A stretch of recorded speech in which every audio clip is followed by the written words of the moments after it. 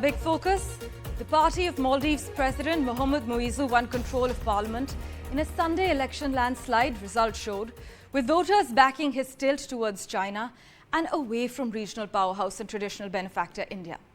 Now, Muizzu's People's National Congress actually won 66 of the first 86 seats declared according to the Elections Commissions of Maldives, already more than enough for a supermajority in the 93-member parliament. Now, this vote was seen as a crucial test for Mr. Muizzu's plan to press ahead with closer economic cooperation with China, including building thousands of apartments on controversially reclaimed land. The PNC, meanwhile, and its allies had only 8 seats in the outgoing parliament, with the lack of a majority stymieing Muizzu after his presidential election victory back in September. Now, the main opposition, Maldivian Democratic Party, the MDP, which had previously had a supermajority of its own, was headed for a humiliating defeat with just a dozen seats.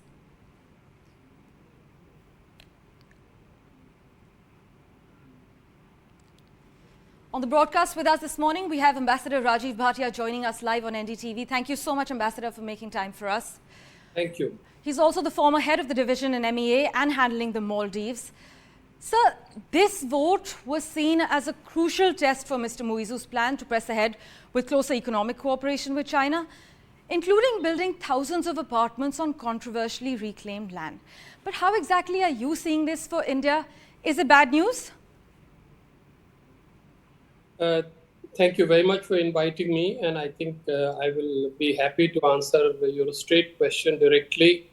But let me say that, first of all, in terms of my understanding, this question was not just about India-China, it was about certain economic and local political issues, and clearly President Muizzu has been able to convince the voters that he is the right man, he is the man of destiny, and as a result, he has got a very clear majority. But on the second hand, on the other hand, it's also very clear that it is a setback to India's neighborhood diplomacy. It is the rise of a combination of political forces which are favoring a very strong tilt towards China, and I think we can safely assume that this will be now intensified. Right, sir. In the words of Dr. Jaishankar, history and geography are very powerful forces, and there's no escape from that. But Mr. Muizzu's closer alignment with China, could it potentially impact the strategic balance in the Indian Ocean region?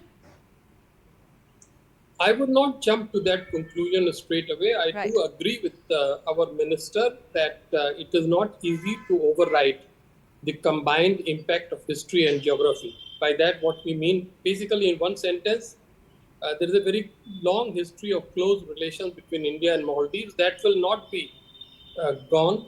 And the compulsions of history, the fact, the geography that the two countries, Maldives and India, are close neighbors, that will have its own logic. So my advice in terms of policy would be that we try neither to antagonize Maldives nor overindulge it. Let us be correct and cordial, and let us see how far the new leadership will take Maldives in the direction of China. Indeed. In fact, the Maldives President of the UN actually said that this election is less about geopolitical rivalry in the Indian Ocean island.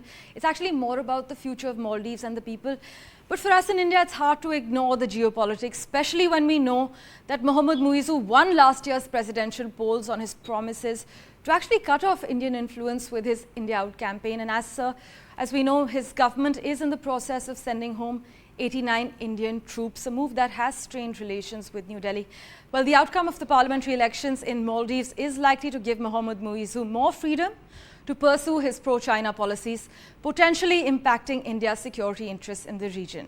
Now, despite these developments, Mr. Muizzu has acknowledged India's financial support and expressed that India will remain the Maldives' closest ally.